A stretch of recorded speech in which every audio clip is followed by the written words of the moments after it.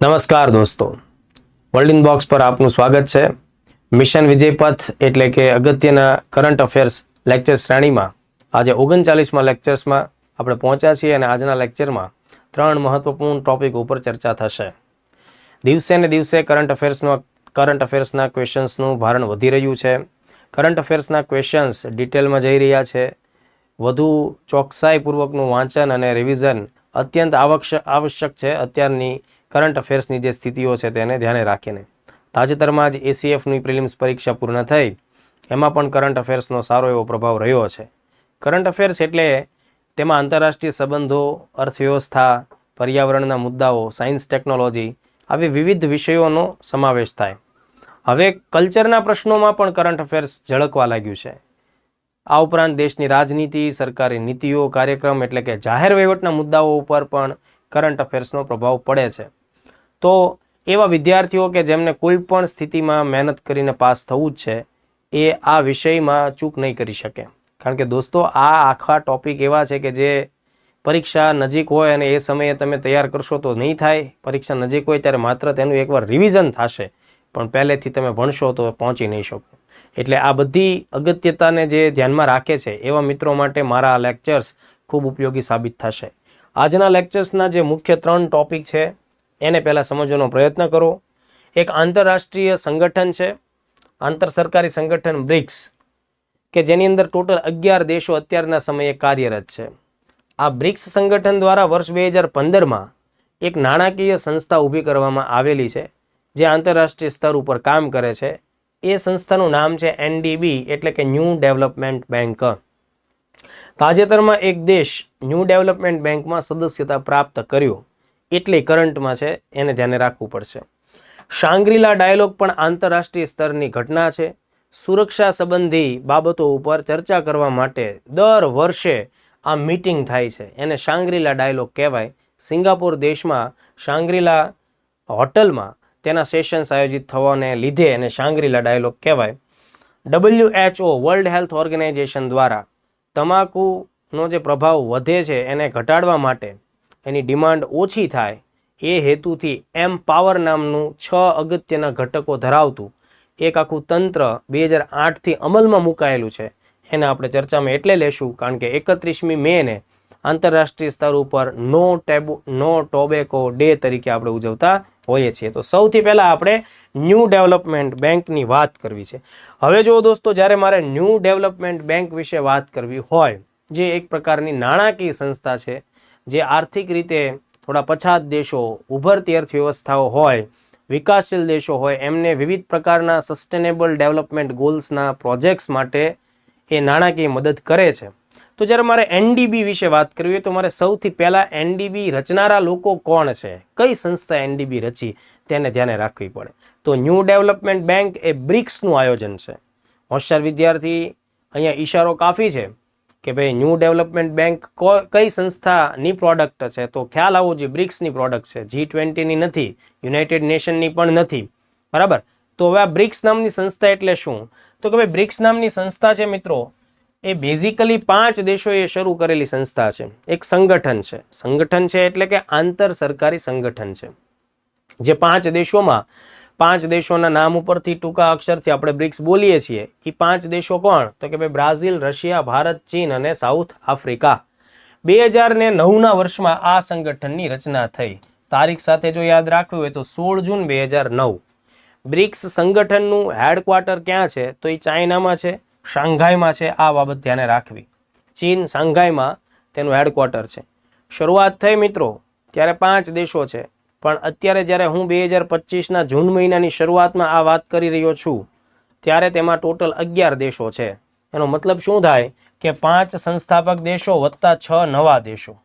તો 5 સંસ્થાપક દેશો વત્તા 6 દેશો. હવે જે રીતના પેપરો આગળ વધે છે એટલે કેન્ડિડેટ્સની પાસે વધારે નોલેજની અને ડેપ્થ અને કોન્સેપ્ટ ક્લેરિટીની અપેક્ષા રખાય છે. આ 6 દેશોમાં કોનો સમાવેશ થાય એવો સવાલ આવી શકે, એટલે આને નજરઅંદાજ ન કરતા હું તમને સમજાવું મિત્રો. આ જે ટોટલ બીજા 6 દેશો છે ને, એ એકદમ યાદ રહી જશે. એ 6 દેશોમાંથી 4 દેશ એવા છે કે જેના નામની શરૂઆત ઈ થી થઈ રહી છે. જુઓ તમે, એક દેશ છે ઈ ઉપરથી ઈરાન, એક છે ઇજિપ્ત, એક છે ઇન્ડોનેશિયા, એક છે ઇથિયોપિયા અથવા ઇથોપિયા. બરાબર. તો 4 જે છે એના નામ તો કોના ઉપરથી આવે છે? ઈ ઉપરથી આવે છે. વત્તા જે 2 દેશ વધ્યા એ અરબ શબ્દ સાથે સંકળાયેલા છે. સાઉદી અરબ અને યુનાઇટેડ અરબ અમીરાત, UAE. ખાસ ધ્યાન રાખવું, UAE. અહીંયા UAS નથી. બરાબર. એ વિગતને એકદમ ક્લિયર કરજો. તો ફરીથી મારા માટે મહત્વની બાબત એ થઈ જવી પડે, હું જ્યારે તમને ભણાવું છું ત્યારે તમારી પાસે એટલી અપેક્ષા ચોક્કસપણે રાખું છું કે એઝ અ તમે મારા વિદ્યાર્થી તરીકે તમને એ વાતનો ખ્યાલ રહેવો જોઈએ કે બ્રિક્સમાં ટોટલ 11 દેશો છે. તમે વિકિપીડિયા કે બીજા કોઈ ઇન્ટરનેટ સોર્સ વાપરશો ને એમાં 10 જ બતાવશે, પણ ઓરિજિનલ તમે બ્રિક્સની વેબસાઇટ ઉપર જઈને જોશો ત્યારે તમને 5 + 6 11નો કાફલો મળશે.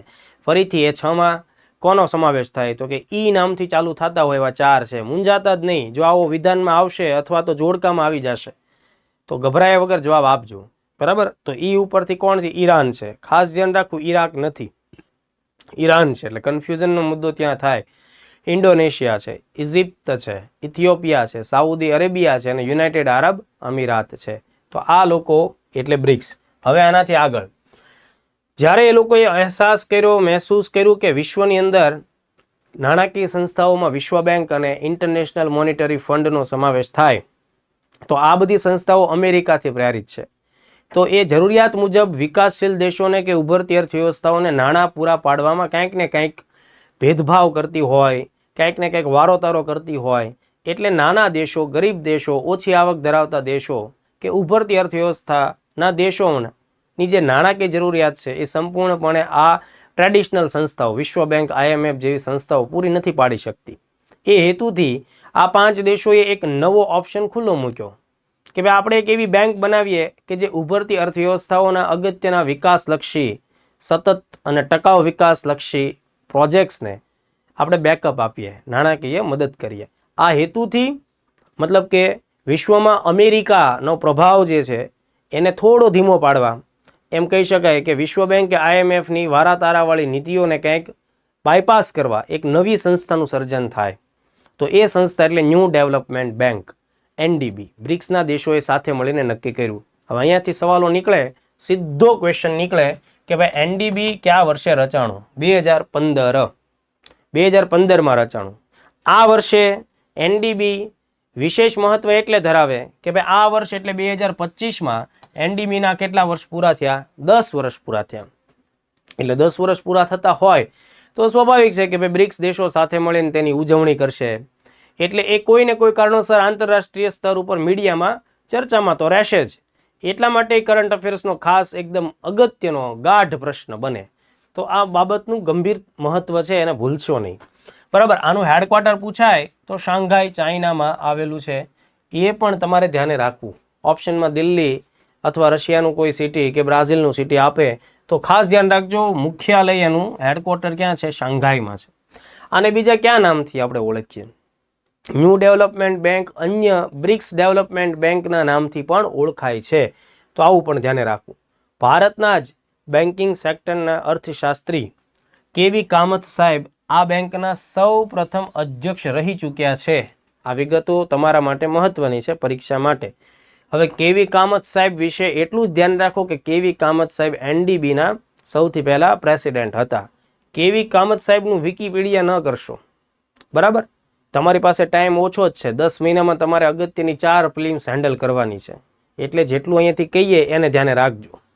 ઉદ્દેશ મેં તમને હમણાં જ કીધો કે ભાઈ બ્રિક્સ દેશો અથવા અન્ય ઉભરતી અર્થવ્યવસ્થાઓ અને વિકાસશીલ દેશોમાં માળખાગત સુવિધાઓ એટલે કે બેઝિક ઇન્ફ્રાસ્ટ્રક્ચર્સ એટલે કે સ્વાસ્થ્ય હોઈ શકે, રોડ, રસ્તા, પાણી, સેનિટેશન, એ બધા મુદ્દાઓ હોય, એજ્યુકેશન હોય, માળખાગત સુવિધાઓ અને સતત વિકાસ લક્ષ્યાંક પ્રોજેક્ટ્સ માટે ધિરાણ આપવું. હવે જુઓ, તમે લોકો 1-2 બાબતોને એકદમ ક્લિયરલી સમજો કે ભાઈ આ NDB છે ને એ કોને કહે છે? બ્રિક્સ દેશો તથા અન્ય ઉભરતી અર્થવ્યવસ્થાઓ. એનો મતલબ સ્પષ્ટ થાય આ વાક્ય વાંચો એટલે કે ભાઈ બ્રિક્સના સદસ્ય હોય તો જ તમને આ લોકો ધિરાણ આપે એવું જરૂરી નથી. અમારી વાતને એકદમ ધ્યાનથી સમજજો કે ભાઈ બ્રિક્સના જે 11 દેશો છે શું એને જ ધિરાણ મળે? એમને તો મળે, પણ એ સિવાયના દેશો એટલે NDB એ પોતાના દરવાજા ખુલ્લા રાખ્યા છે. કોના માટે ખુલ્લા રાખ્યા છે? તો કે યુનાઇટેડ નેશન્સના સદસ્ય હોય એવા કોઈ પણ દેશ માટે જ્યારે પણ આ પ્રકારના ઉદ્દેશો માટે મદદની જરૂર હશે, ધિરાણની જરૂર હશે તો અમે આપીશું. એનો સ્પષ્ટ મતલબ થાય છે કે સંયુક્ત રાષ્ટ્ર સંઘનો મેમ્બર હોય કોઈ પણ વ્યક્તિ એનડીબીનો મેમ્બર બની શકે, એના માટે એને બ્રિક્સમાં ફરજિયાત સદસ્યતા મેળવવી જરૂરી નથી. એનડીબી એને ધિરાણ આપી શકે, એનડીબીમાં સામેલ થઈ શકે છે. આ એકદમ ગહન કોન્સેપ્ટ છે, આ ધ્યાને રાખવું. વિધાનવાળા સવાલોમાં આ બાબત બહુ જ મહત્વની ભૂમિકા ભજવે. એટલે આ વાત મેં કીધી છે, ઓલરેડી અહીંયા લખાયેલી છે. બ્રિક્સ બેંક છે, ન્યૂ ડેવલપમેન્ટ બેંક, તેનું ટોટલ મૂડી રોકાણ જે ટાર્ગેટ નક્કી કરવામાં આવ્યો છે એ $100 બિલિયન છે. પણ શરૂઆત થઈ ત્યારે એવું નક્કી કર્યું કે જે 5 મોટા દેશ છે, બ્રાઝિલ, રશિયા, ભારત, ચીન અને સાઉથ આફ્રિકા, એ બધા દેશો 10-10 બિલિયનનું રોકાણ કરે એટલે $50 બિલિયન થી આ બેંકે કામગીરી ચાલુ કરેલી છે. એટલે ટોટલ કોર્પસ એનું કેટલું થાય? $100 બિલિયન. પણ હાલમાં એણે કામ ચાલુ કર્યું હતું કેટલા મૂડી રોકાણથી? 50% કામ ચાલુ કર્યું હતું. હવે અહીંયા શું થશે? IMF કે એશિયન ડેવલપમેન્ટ બેંક એના જેવી સિસ્ટમ નથી. ભાગીદાર 5 દેશ જેનું રોકાણ છે એ દરેક સભ્યોને સમાન મતાધિકાર છે. સમાન મતાધિકાર એટલે પણ હોય કે ભાઈ રોકાણ બધાનું કેવું છે? ઇક્વલ છે. એટલે અહીંયા સમાન મતાધિકાર છે. વત્તા કોઈ પ્રોજેક્ટ્સને ફંડ આપવું છે કે ધિરાણ આપવું છે એ બાબતે કોઈ વાદ વિવાદ થાય તો અહીંયા વીટો પાવર નથી, બહુમતીથી નિર્ણય લઈ શકાય. એટલે વીટો પાવરની વ્યવસ્થા નથી. ધ્યાને રાખજો, આ બધી વિગતો બહુ જ જરૂરી છે માર્ક્સ ખેંચવા માટે. રોકાણ મુજબ મતાધિકાર નથી, બધાનું રોકાણ સમાન જ છે એટલે સમાન મતાધિકાર છે. એટલે કાલ સવારે માની લો કે ચાઇના એમ કે ભાઈ હું અત્યારે બીજા $20 બિલિયન નાખી દઉં તો બાકીના દેશો કરતાં મારું રોકાણ વધી જશે. એવું બને કે રોકાણ વધે ખરું, પણ એનો મતલબ એમ નહીં કે ચાઇનાને વધારે મત આપવાનો કે એનો વોટિંગ શેર વધી જાય, એવું નહીં રહે. રોકાણ પ્રમાણે બધા સમાન રહેશે. રોકાણ માનો કે કોઈને વધારે કરવું તો ભલે કરે, પણ વોટિંગ રાઇટ ઇક્વલ રહેશે. બોર્ડ ઓફ ગવર્નર્સ દ્વારા આ આખી બેંક ચલાવવામાં આવે. તો બોર્ડ ઓફ ગવર્નર્સમાં કોનો સમાવેશ થાય? આ મૂળ 5 દેશોના નાણાં મંત્રીઓનો સમાવેશ થાય. ભૂલ ન કરતા કે ભાઈ અહીંયા તમને બેંકોના ગવર્નરો આપી દે કે ભાઈ બ્રિક્સ બેંકો હોય, બ્રિક્સના જે 5 દેશો એની જે સેન્ટ્રલ બેંક હોય, જેમ કે આપણી રિઝર્વ બેંક છે, તો એના ગવર્નર ના હોય. અહીંયા કોણ આવશે? દરેક 5 દેશના નાણાં મંત્રી. એ 5 નાણાં મંત્રીઓનો જે સમૂહ બને એ બનશે બોર્ડ ઓફ ગવર્નર્સ. બ્રિક્સ માટે ખાસ મહત્વનો મુદ્દો થાય. હવે ન્યૂ ડેવલપમેન્ટ બેંકના સદસ્યો કેટલા? જેમ મેં તમને હમણાં બ્રિક્સના સદસ્યો કીધા ને, એવી રીતે ન્યૂ ડેવલપમેન્ટ બેંકના સદસ્યો જુઓ. એક તો આ 5 તો રાખવા જ પડે. મૂળ સંસ્થાપક છે બ્રાઝિલ, રશિયા, ચીન, ભારત અને દક્ષિણ આફ્રિકા. એ ઉપરાંત બીજા 4 છે. એમાં કોનો સમાવેશ થાય? તો કે જુઓ, ભારતનો પાડોશી દેશ બાંગ્લાદેશ. બાંગ્લાદેશ ન્યૂ ડેવલપમેન્ટ બેંકનો મેમ્બર છે. પછી UAE. UAE છે એ જો બ્રિક્સનો સદસ્ય છે, બરાબર, અહીંયા પણ સદસ્ય છે. પછી છે ઇજિપ્ત, બરાબર છે, ઇજિપ્ત બ્રિક્સમાં સદસ્ય છે, અહીંયા પણ છે. પણ તાજેતરની અંદર જે જોઈન થયો છે એ દેશ, જેના લીધે આપણે આખો મુદ્દો ચર્ચામાં લઈએ છીએ, 19/5/2025ના દિવસે અલ્જીરિયા નામનો દેશ ન્યૂ ડેવલપમેન્ટ બેંકનો મેમ્બર બને છે. આ આફ્રિકા ખંડનો દેશ છે અને ખાસ ધ્યાન રાખો, અલ્જીરિયા ન્યૂ ડેવલપમેન્ટ બેંકનો સદસ્ય છે પણ એ બ્રિક્સનો સદસ્ય નથી. ખાસ રીતે બાંગ્લાદેશ પણ જે પાડોશી દેશ છે એ એનડીબીનો સદસ્ય છે, ઓકે, પણ બ્રિક્સનો સદસ્ય નથી. તો આ બધા મુદ્દાઓ મારા વાલાઓ ખૂબ અગત્યના છે. એટલે આ આખી બાબતને ધ્યાને રાખજો, અચૂકપણે જોઈ લેજો. આમાંથી ડેફિનેટલી ક્વેશ્ચન આવવાનો છે, કારણ કે આ બેંક જેવી સંસ્થા 10 વર્ષ પૂર્ણ કરી ચૂકી છે. તો ધેટ્સ વાય બહુ જ આઈએમપી મુદ્દો બને. હવે આપણે બીજા ટોપિક ઉપર આગળ વધીએ એ પહેલાં હું તમને તૈયારી કરતા દરેક વિદ્યાર્થીઓને એક નાની એવી પણ અગત્યની અમારી જાહેરાત આપું છું. મિત્રો, વર્લ્ડ બોક્સ એકેડમી ગાંધીનગર હેઠળ એક અગત્યની જીપીએસસી ક્લાસ 1-2 માટેની પ્રિલિમ્સ મેન્સ ઇન્ટરવ્યૂ ધરાવતી એક બહુ જ આઈએમપી બેચ શરૂ થઈ છે 2 જૂનથી, બરાબર. આ બેચ છે એ આગામી 1.25 વર્ષ સુધી ચાલશે, જેમાં પ્રિલિમ્સ, મેઇન્સ અને ઇન્ટરવ્યૂના દરેક સ્ટેજ માટેનું પ્રોપર ગાઈડન્સ તમને આપવામાં આવશે. નવી પેટર્ન બદલાયેલી છે, અભ્યાસક્રમમાં પણ ઘણા અંશે ચેન્જીસ આવ્યો છે. આ બધા ચેન્જીસ અને ચેલેન્જીસ સાથેની આપણી આ બેચ રહેશે. મિત્રો, આ બેચ છે એમાં દરરોજ તમને 2 લેક્ચર મળવાપાત્ર થશે. સવારે 8 વાગ્યાથી શરૂ થશે બેચ, બપોરે 12:30 પોણા 1 વાગ્યા સુધી ચાલશે. જે વિદ્યાર્થીઓ ગાંધીનગરમાં આવી નથી શકતા, ઘરે રહીને તૈયારી કરવા માંગે છે, એમના માટે આ જ બેચ છે એ લાઈવ વર્ઝન પણ તેનું આવશે. જે ક્લાસરૂમમાં અમે ભણાવીશું એ જ વસ્તુ તમારા સુધી ઓનલાઈન મોબાઈલ એપ્લિકેશનના માધ્યમથી જશે. અત્યારે ડેમો લેક્ચર ચાલી રહ્યા છે. મારો પહેલો ડેમો લેક્ચર હતો વિજ્ઞાન ટેકનોલોજીનો, એ પૂર્ણ થયો છે. આવતીકાલે બારોટ સાહેબનો ગણિત વિષય ઉપરનો લેક્ચર છે, પછી ખુમારમ સાહેબનો ઇતિહાસનો લેક્ચર છે. 5 તારીખે બંધારણમાં દર્શન સરનો લેક્ચર છે. 6 તારીખે ભારત ભૂગોળમાં ખુશ્બુ મેડમનો લેક્ચર છે અને 7 તારીખે શિવાંગ સરનો લેક્ચર રહેશે ગુજરાતની ભૂગોળ ઉપર. ખાસ ધ્યાન રાખજો મિત્રો, ડેમો લેક્ચર્સમાં અચૂકપણે આવો અને વર્લ્ડ ઇન બોક્સની ક્લાસ નોટ તમને પરીક્ષામાં પાસ કરાવશે, સફળતા અપાવશે. તમે પૂર્ણ રીતે એની પર ભરોસો રાખીને કામ કરો. બીજું, નિયમિત રીતે ટેસ્ટ લેવાશે. ડેઇલી ટેસ્ટ, સોમવારે વીકલી ટેસ્ટ, એમાં ગણિત અને ગણિત રિઝનિંગની સાથે કરંટ અફેર્સની ટેસ્ટ. જુલાઈ મહિનાથી દરરોજ મેઇન્સ માટેનો એક પ્રશ્ન છે, એનું હોમવર્ક આપવાનું કામ ચાલુ થશે.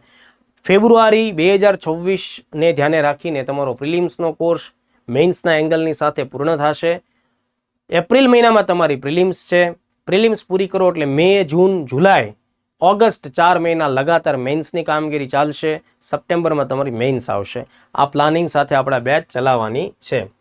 જે વિદ્યાર્થીઓ ઓનલાઈન આ બેચમાં જોઈન થવા માંગે છે એમણે સૌથી પહેલાં ગૂગલ પ્લે સ્ટોર ઉપરથી એક એપ્લિકેશન ડાઉનલોડ કરવાની છે.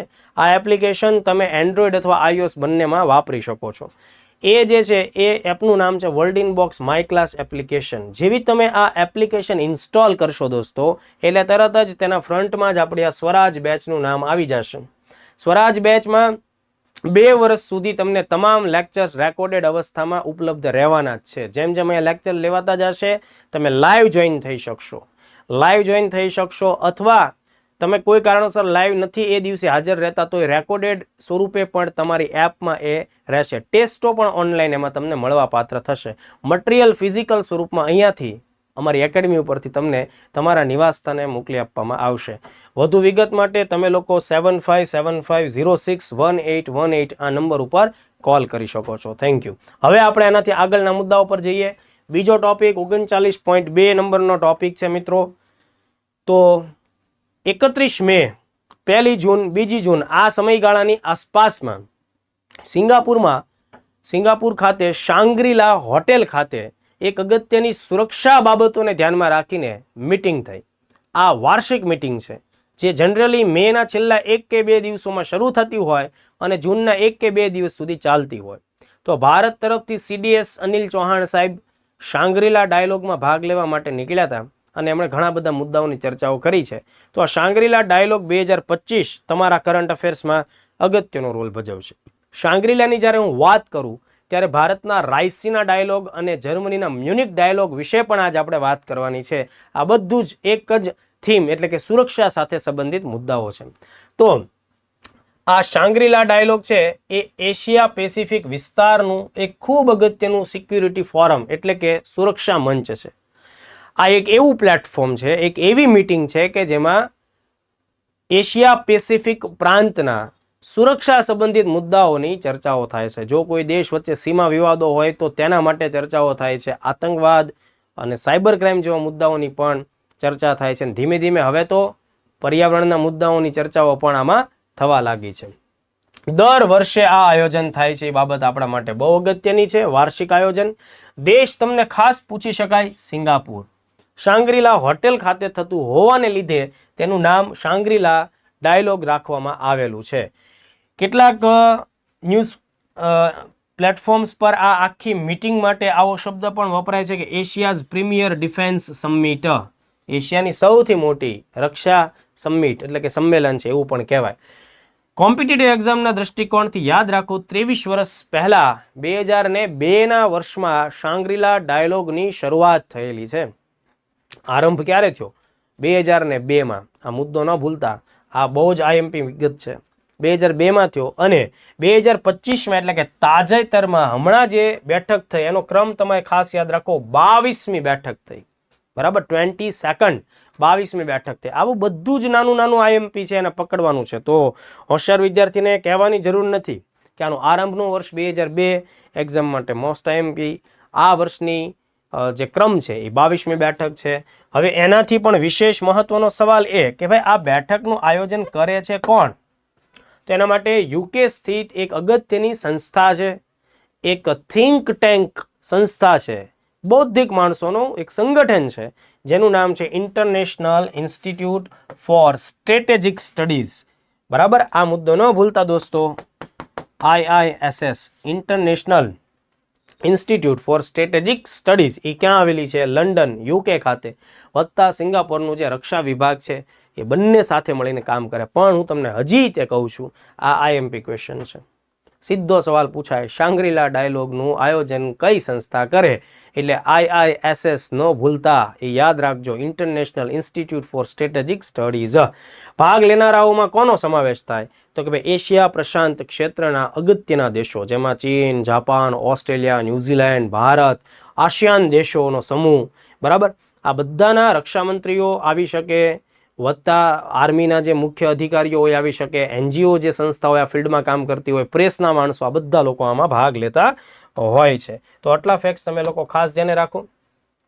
હવે કોન્સેપ્ટવાળા મુદ્દામાં એ પણ ધ્યાને રાખવું જોઈએ કે ભાઈ શાંગ્રીલા ડાયલોગમાં ચર્ચાઓ કેવી થાય છે, કેવા મુદ્દાઓ ઉપર આ લોકો સેશન્સ ફાળવે છે. તો એક પરંપરાગત મુદ્દાઓ, જૂના મુદ્દાઓ, બરાબર, જેમાં સીમા વિવાદો અને સૈન્ય સહયોગો વિશે વાત થતી હોય, અને નવા મુદ્દાઓ એટલે કે નવા મુદ્દાઓમાં આતંકવાદ, સાયબર સુરક્ષા, ક્લાઇમેટ ચેન્જ એનો પણ સમાવેશ થાય. એટલે આ ડિફેન્સને ધ્યાને રાખીને વિવિધ એંગલ પકડે છે. તો આ વાત પણ મને લાગે છે કે તમારી ચર્ચાઓમાં ઉપયોગી સાબિત થશે. જેવી રીતે દોસ્તો શાંગ્રીલા ડાયલોગ થાય છે, એવી જ રીતે ભારત દેશનું વિદેશ મંત્રાલય અને ORF નામનું એક અગત્યનું NGO થિંક ટેન્ક છે એ સાથે મળીને એક ભારતમાં પણ સુરક્ષા સંબંધી ડાયલોગ ચલાવે છે. દર વર્ષે આ આયોજન પણ થાય છે, જેને આપણે દિલ્હીમાં આવેલી રાયસીના ટેકરી પહાડીઓ કે જ્યાં આપણું રાષ્ટ્રપતિ ભવન વગેરે આવેલું છે એના નામ ઉપરથી એને રાયસીના ડાયલોગ કહેવામાં આવે છે. ભૂલતા નહીં, આ રાયસીના ડાયલોગ એ રાયસીના ટેકરીઓને લીધે આ નામ પડેલું છે. દિલ્હી ખાતે આયોજિત થાય છે. પ્રશ્ન પૂછી શકાય, રાયસીના ડાયલોગ દર વર્ષે ક્યાં આયોજિત થાય? દિલ્હી ખાતે થાય. ભારત સરકાર આમાં ઓફિશિયલી ઇન્વોલ્વ છે. ભારત સરકારનું વિદેશ મંત્રાલય આ આખા આયોજનમાં બહુ મહત્વની ભૂમિકા ભજવે છે. શરૂઆત ક્યારે થઈ? 2016થી. શાંગ્રીલાની શરૂઆત ક્યારે થઈ હતી? 2002થી. રાયસીના ડાયલોગની શરૂઆત ક્યારે થઈ? 2016થી. આમાં કેવા મુદ્દાઓની ચર્ચા થાય છે? ભૌગોલિક, રાજનૈતિક અને આર્થિક બાબતો. ભૌગોલિક પ્રશ્નો, રાજનૈતિક બાબતો, મતલબ કે ભૌગોલિક બાબતોમાં સીમા વિવાદ હોય, કોઈ નદી વિવાદ હોય, રાજકીય રાજનૈતિક બાબતોમાં દાખલા તરીકે બાંગ્લાદેશની અંદર સત્તા પલટો થાય એમ હોય, મ્યાનમારમાં કોઈ એવી અરાજકતા હોય તો એ, અને આર્થિક એટલે જો કોઈ જગ્યાએ ક્રાઇસિસનો મુદ્દો હોય તો એની પણ ચર્ચાઓ થાય છે. હવે વિદ્યાર્થીઓ તરીકે તમે ધ્યાને રાખો, 2025નું વર્ષમાં 10મું રાયસીના ડાયલોગનું આયોજન જોવા મળ્યું. ક્યારે જોવા મળ્યું? માર્ચ 2025માં. GPSCની કરંટ અફેર્સની રેન્જ હું તમને જણાવી દઉં, 1 વર્ષની છે. મતલબ 1 વર્ષથી પણ જૂની ઘટનાઓ આવી શકે, પણ મોટા ભાગે 1 વર્ષની રેન્જમાં જો અગત્યની ઘટનાઓ તમે પકડી પાડો તો DYSO, નાયબ મામલતદાર, સ્ટેટ ટેક્સ ઇન્સ્પેક્ટર, આવનારી એપ્રિલ 26ની ક્લાસ 1-2 સહિત બધામાં ફાયદો થાય. એટલે આ માર્ચ 2025ની સંમેલન છે, એટલે ખાસ ધ્યાને રાખજો તમે કે આ 10મું ડાયલોગ હતું, 10મું રાયસીના સંમેલન હતું વર્ષ 2025માં. આયોજકોના નામ ખાસ ધ્યાને રાખવા: ભારતનું વિદેશ મંત્રાલય વત્તા observer research foundation, ORF. Most MP, આ નામ ભૂલવાનું નથી, ORF. તમને શું આપી દેશે કે ભાઈ ભારતનું વિદેશ મંત્રાલયની સાથે ટાટા આ આયોજન કરે છે. ટાટા નથી આયોજન કરતું, બરાબર છે. આ આયોજન કોણ કરે? ORF. 2025ની થીમ શું હતી? કાલચક્ર, પીપલ, પીસ એન્ડ પ્લેનેટ. આ રીતે એની થીમ હતી. તો થીમ પણ તમારે ધ્યાન રાખવી, કાલચક્ર, પીપલ, પીસ એન્ડ પ્લેનેટ. તો આઈ થિંક આ બહુ IMP મુદ્દો છે. બીજું, જો ડેપ્થમાં જવાનું થતું હોય તો એને સહેજ ઊંડાણમાં લઈ જઈએ તો જેમ રાયસીના ડાયલોગ થાય છે ને, એવી જ રીતે રાયસીના ડાયલોગ જ્યારે ચાલુ હોય એ જ સમયે રાયસીના ડાયલોગની અંતર્ગત રાયસીના સિક્યોરિટી ડાયલોગ પણ આયોજિત થાય છે, જેનું આયોજન research and analysis wing, RO, અને નેશનલ સિક્યુરિટી કાઉન્સિલ સેક્રેટરીએટ એના દ્વારા થતું હોય. તો મે બી કદાચ આના ચાન્સ ઓછા જ છે, હું એને એટલું આઈએમપી નથી ગણતો, પણ મારા ધ્યાનમાં વાંચવામાં આવ્યું તો 2 મુદ્દા મેં તમને લખીને આપ્યા, પીડીએફમાં આવે, વાંચી લેજો. હવે જ્યારે મેં તમને વાત કીધી તો ખાસ ધ્યાન રાખો, આ 360 ડિગ્રી હું તમને એક વાત ટૂંકમાં જણાવી દઉં. પેપરમાં જ્યારે તમે કંઈક આવો શબ્દ સાંભળો, મ્યુનિક સિક્યુરિટી ડાયલોગ, શાંગ્રીલા ડાયલોગ અને રાયસીના ડાયલોગ, બરાબર, દાખલા તરીકે એમાંથી સિક્યોરિટી શબ્દ કદાચ કાઢી પણ નાખો, ચાલો, તો મ્યુનિક જર્મનીમાં આવેલું શહેર છે. મ્યુનિક ડાયલોગ, શાંગ્રીલા ડાયલોગ અને રાયસીના ડાયલોગ, આ ત્રણનો ઉદ્દેશ સુરક્ષા સંબંધી બાબતો છે. એટલે એમાં મુખ્ય મુદ્દો સુરક્ષાનો આવશે, મુખ્ય મુદ્દો પર્યાવરણનો નહીં આવે, મુખ્ય મુદ્દો કૃષિ સંશોધનનો કે વિજ્ઞાનનો નહીં આવે, બરાબર. મુખ્ય મુદ્દો તેની અંદર આવશે ને તો એ શાનો આવશે? સુરક્ષાનો આવશે. તો મ્યુનિક સિક્યોરિટી ડાયલોગ ક્યારે થાય? દર વર્ષે થાય.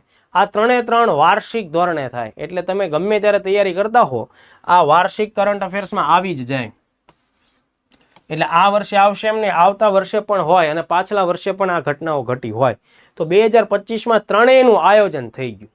આનું ફેબ્રુઆરીમાં થઈ ગયું છે, શાંગ્રીલા અત્યારે મે જૂનમાં થયું, પહેલું છે એ માર્ચમાં થઈ ગયું, બરાબર. આ સૌથી જૂનો ડાયલોગ છે, 1963 થી ચાલે છે મ્યુનિક, બરાબર, જર્મનીમાં. આ 2002 થી ચાલે અને આપણા દેશમાં રાયસીના થઈ 2016 થી ચાલે છે. 2025માં આની 61મી આવૃત્તિ, આની 22મી અને આની 10મી આવૃત્તિ થઈ છે. તો આ મુદ્દો આઈએમપી છે, 3 ધ્યાનમાં રાખીને સામૂહિક રીતે સવાલ પણ આવી શકે. તો આ બીજો મુદ્દો કમ્પ્લીટ થાય. ત્રીજો મુદ્દો ખાસ ધ્યાન રાખજો, યુવાનો સાથે સંબંધિત છે. આપણા ઘણા બધા કલેજાઓ સિગરેટો ચૂસતા હોય તો આવા વાલીડાઓને કહી દેવાનું કે આના લીધે સિગરેટ, તમાકુના સેવનથી દર વર્ષે 80 લાખ લોકોની વિશ્વ સ્તરે મૃત્યુ થાય છે અને ભારતમાં એ આંકડો 10 થી 13 લાખ સુધી પહોંચે એ રીતનો જોવા મળે છે. તો આ સિગરેટના ઉત્પાદનને અંદર ઘટાડો ક્યારે થશે? જ્યારે તેની ડિમાન્ડમાં ઘટાડો થશે ત્યારે.